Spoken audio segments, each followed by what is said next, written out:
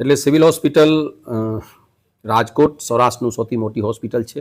એટલે આનું 11 જિલ્લાની જિમ્મેવારી આવે છે અને આની કારણે જે ગઈકાલે અને આજ બપોર સુધી જે મારી પાસે આંકડા આવ્યું છે, આમાં ટોટલ 80 કેસીસ એટલે 80 કેસીસ ખાસ કરીને જે ઉત્તરાયણ રિલેટેડ છે, જે દોડી રિલેટેડ છે, આનું આવ્યું છે. એટલે જે ગઈકાલથી આજ દિન સુધી જોયું છે, આમાં ગળામાં કાપવાનું છે, અમુક થોડું ફેસમાં પણ આવ્યું છે, અમુક થોડું આંખમાં પણ ઈજા થયું છે.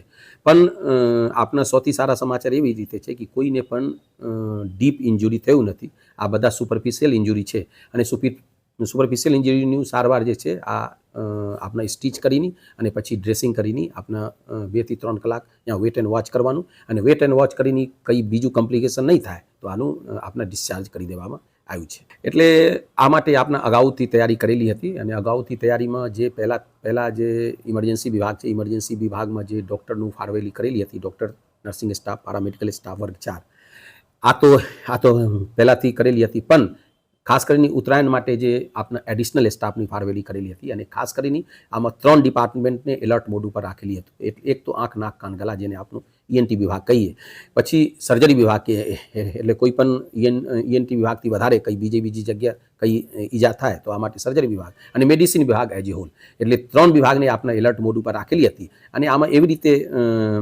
રાખેલી હતી કે જે ડૉક્ટર્સ છે, અમુક ડૉક્ટર્સનું ડ્યુટી ઇમરજન્સીમાં હોય, અમુક ડૉક્ટર્સનું ડ્યુટી વોર્ડમાં હોય અને જ્યાં ઇમરજન્સી વોર્ડ છે ત્યાં પણ આપણે એક OT બનાવેલી હતી. એટલે આ OTમાં જે કોઈ ઇન્જુરીવાળું આવે આનું અહીંયા સ્ટીચ થઈ જાય, ડ્રેસિંગ થઈ જાય અથવા કંઈ બીજું સિરિયસ ઇસ્યુ થાય તો થાય.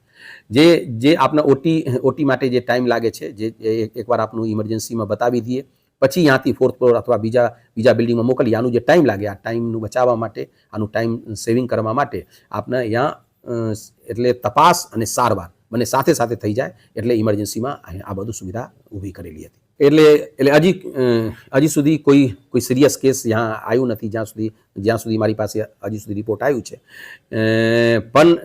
પણ અમુમન જે અત્યારે આવ્યું છે સુપરફિશિયલ ઇન્જુરીવાળી છે અને આ ન્યુરોનું એકાદ બે રેફરન્સ થયું છે. પણ એવી રીતે કોઈ સિરિયસ કેસ હજી સુધી મારા ધ્યાનમાં નથી.